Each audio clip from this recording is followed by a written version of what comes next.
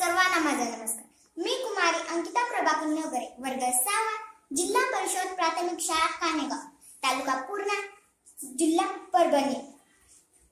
आज मी एक नाटक सादर करणार आहे आणि हे नाटक जर तुम्हाला आवडले असेल तर लाईक, शेअर आणि कमेंटही नक्की करा।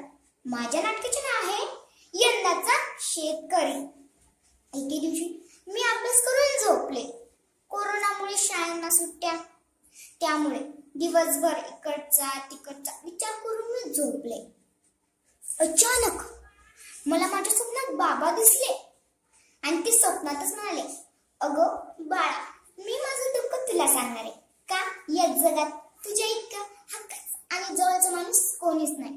या सावकाराच्या कर्जामुळे आणि या मालाच्या कमी भावामुळे आधीच माझ्या डोक्यावर खूप सारं ओझं होतं।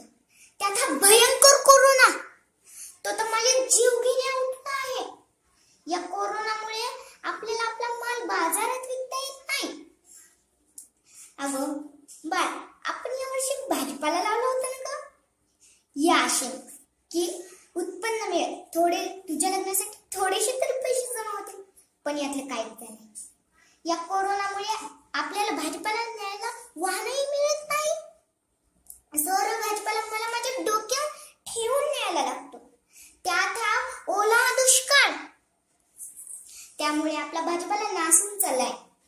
अगं काल मी तो नासलेला भाजीपाला आपल्या तलावातून काढत होतो, म्हणजे पाण्यानं चिखलानं भरून गेलेल्या शेतातून काढत होतो। तेव्हा मला वाटलं, माझी एकुलती एक मुलगी माझ्यापासून दूर जाते। आणि मागं तो वादळानं आपलं घर पाडलं। एक विटेत तून बांधलेलं घर निसर्गाकडून हिरावून घेतलं। पण बाळ, लक्षात ठेव, किती त्रास झाला ना, एक ना एक दिवस चांगलाच येतो। कोरोना जाईल, नष्ट होईल, ओला दुष्काळ नाहीसा होईल आणि हे वादळ नाहीसेच होऊन जाईल। बाळ, मी तुझं शिक्षण कधीच थांबवणार नाही का? तू या भारतातील अशा शेतकऱ्यांचं भलं होण्यासाठी शिक। असे म्हणत बाबा नाहीसे होत गेले। अचानक मला जाग आली।